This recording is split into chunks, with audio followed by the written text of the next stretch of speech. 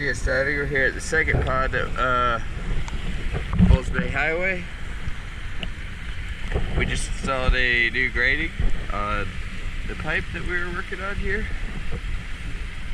So we're going to take a look at that. And we also drove 4 stakes around it, all anchoring it down and in place so that it could not move.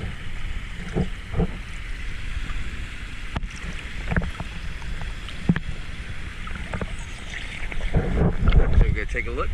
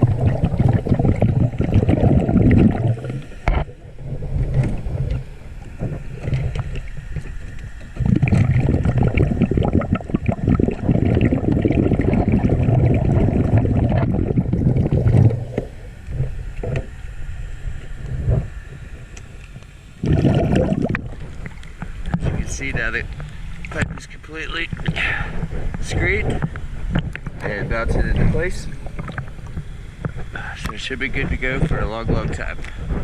Thank you very much. DS Diving.